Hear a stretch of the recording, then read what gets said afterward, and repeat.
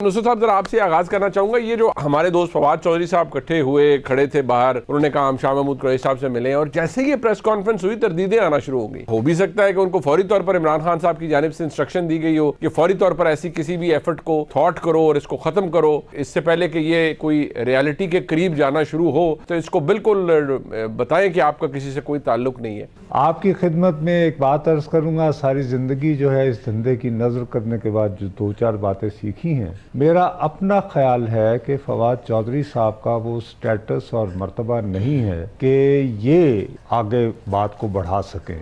उसमें फिर ये होता है कि ये जो सियासतदान जो हैं बाकी, यानी वो इतने कादावर नहीं हैं कि असद कैसर उनकी बातों में आ जाएं, शाह महमूद कुरैशी साहब उनकी बातों में आ जाएं। वो यानी पंजाबी मुहावरे के मुताबिक वो ये महसूस करते हैं या कहने को हक ब जानब होंगे कि 80 मर गए सा। ये अटैम्प्ट मुझे उस तरह की नज़र आती है जैसे जुलाई 1977 में भुट्टो साहब की हुकूमत के उन यानी तख्ता उलटने के फ़ौरन बाद, यानी चंद ही दिनों में जनाब मौलाना कौसर नियाज़ी साहब मंजर आम पर आ गए थे और उन्होंने प्रोग्रेसिव पीपल्स पार्टी की बुनियाद रख दी। अच्छा। उसके कुछ दिनों बाद हनीफ रामे साहब ने मुसावात पार्टी बनाने की कोशिश की। तो भैया ये इतने कादावर लोग नहीं थे और ये उतना डेंट न लगा पाए। तो मेरा नहीं ख्याल कि इनको जिन लोगों ने सहूलत पहुंचाई भी होगी, देखिए इनके बारे में एक लफ्ज़ इस्तेमाल हो रहा है, सॉरी, मैं चाहता हूं कि बाकी हमारे जो सियासतदान मेहमान हैं वो इनपुट दें तो उसके बाद फिर शायद हमें राय। लेकिन मैं सिर्फ एक लफ्ज़ जो है मैं ज़रूर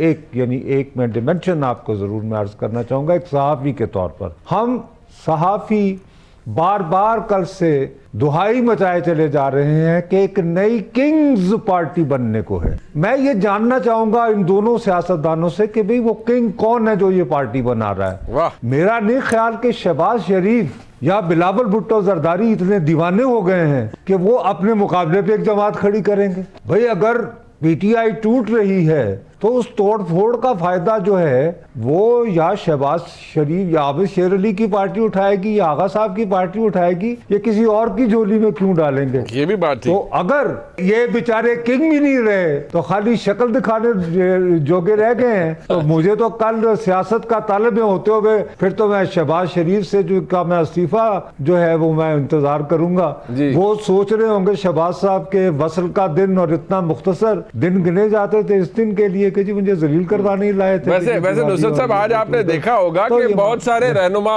पीपल्स पार्टी की झोली में तो गिर गए। अभी कुछ देर पहले आपसे मुलाकातें हुई, बाकायदा तौर पर पाकिस्तान पीपल्स पार्टी का परचम उन्होंने पहना, वो बाकायदा तौर पर, और बड़ी एक पुरवकार तकरीब भी थी और गालिबन शायद को प्रेस कॉन्फ्रेंस भी हो। तो बहुत से लोग तो झोली में गिरे पीपल्स पार्टी की। अलबत्ता मुस्लिम लीग नून ने कह दिया है कि नहीं जी हमारे पास तो जगह ही नहीं है। उन्होंने जी अपनी सूबाई असेंबली में जो उनके साथ हुआ था, जिसको अभी तक भूले नहीं हैं, वहां देखिए वहां पे एक फैक्टर बहरहाल एक बनता है, एक जरदारी सब पे भारी, और ये वो तो आता है। मुस्लिम लीग के साथ सबसे बड़ी बात यह है जी कि इनके ऑलरेडी 1985 से इनके कुछ मुस्तकिल इलेक्टेबल्स हैं, तो इन्होंने उनको अबेंडन करके जिन 20 लोटों को अपनाया था और उसके नताइज भुगते थे, they don't want to take the risk again. मेरा ये ख्याल है। लेकिन बेहतर यह है कि ये हजरात जो है जिनकी बराह रास्त स्टेक्स हैं, पहले ये गुफ्तगू करें। हम तो भैया हमने तो नहीं बिल्कुल, लेकिन मैं आज जो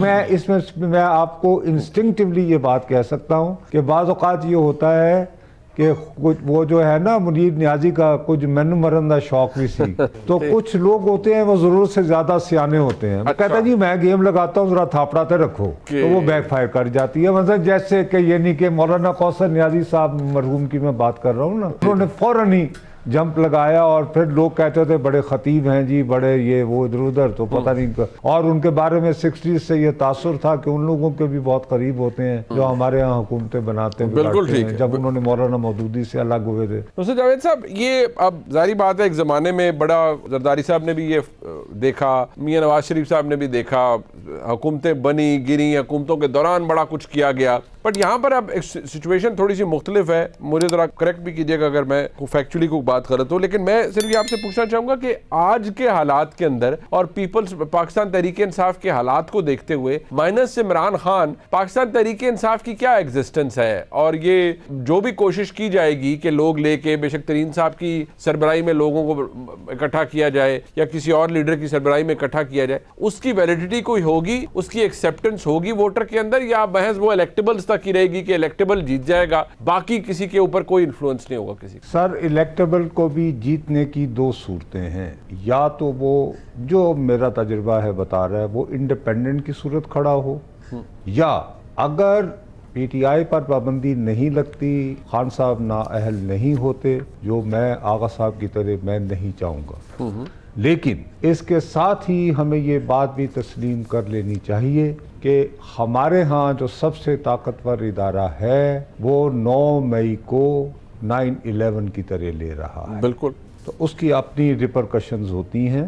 हो सकता है मैं इस राय से एग्री ना करता हूँ, लेकिन आपने खुद, चूँकि आपने दौरा भी किया, आपने विजिट भी किया, वो जो घर जला था आपको, I think you have direct access, यानी आपने उस हीट को एम्पिरिकली महसूस किया है जी, जो मैं घर पे बैठ के महसूस कर रहा हूँ। बिल्कुल ऐसे ही। बाकी मेरा अपना ये ख्याल है कि इन चले हुए कारतूसों को, जिनका लोगों में तासुर ये बनेगा कि बेवफाई कर दी, इनको कोई वोट देने को सर आमादा नहीं होगा, चाहे इनके सर पर तरीन साहब का भी हाथ रख दिया जाए या कोई और भी, या जरदारी साहब का भी हाथ होता। मेरा अपना ये अंदाज नहीं सर, वो जरदारी साहब वाला मामला दूसरा है। अच्छा, सच्ची बात है कि अल्लाह बेकरवट जन्नत नसीब करे। बीबी मोहतरमा जो है वो काफ़ी, मैं उनके साथ ना वो लिबर्टीज ले लेता था, वजह उसकी बेगम भुट्टो साहबा का प्यार था मेरे साथ। वो तो इतनी नर्म दिल थी कि एक दिन ऐसी मैंने कहा कि आप जिस तरह लोगों को ले रही हैं, मुझे तो बाज़ औक़ात डर लगता है कि एजाजुल हक जो है, अगर उसने कहा तो वो भी पीपल्स पार्टी में आ जाएगा। तो आपको पता है उन्होंने फौरन क्या कहा? उन्होंने कहा कि I feel sympathy for him, do you know, वो अपने बाप का चेहरा नहीं देख पाया, तो as I couldn't see my father. तो उधर जरा वो रहम का जज्बा शायद वो आसिफ साहब में भी आ गया होगा वो वाला। और वैसे भी वो खुले डुल्ले आदमी हैं, ये कि जी वे काम चलाएं, आगे बढ़ें। और वो पहले एक बात जो है जी, वो रिपीटेडली, ये मैं कोई ऐसी को खुफिया बात नहीं कर रहा, वो तो मैंने आपको यानी बात बताई, वो भी बीबी के वो इस दुनिया में नहीं है, लेकिन आसिफ साहब तो ये बात रिपीटेडली पब्लिक में कहते रहे हैं। वो अपनी सिंधी टोपी की तरफ इशारा करके ये कहते होते हैं कि हमने बहुत लाशें दे दिया, मजीद नहीं दे। बिल्कुल ठीक। मैं आबिद चरैली साहब, मेरा ख्याल है उसी में मेरा जवाब है। मैं टिपिकल रिपोर्टर की तरह आपके आगे मुखबरी कर रहा हूँ। एक यहाँ ये बैठे हैं तो इन्हें पंजाब से मुख्तलिफ लोगों के फोन आए और ये उनको ये कहते रहे कि भाई आप मकामी क़यादत से बात करें। तो ये वो तजर्बा सर बाल इस तरह किए ना, तो जैसे ही हुआ तो आगा साहब के साथ, हालांकि मेरी इस तरह की बेतकल्लुफी नहीं है, to be honest with you, but I took the liberty. और मैंने आगा साहब को कहा कि ये वो टिकट के लिए हो रहा है, तो कहने लगे हाँ भाई मैं इसी तरह जान छुड़ा रहा हूँ।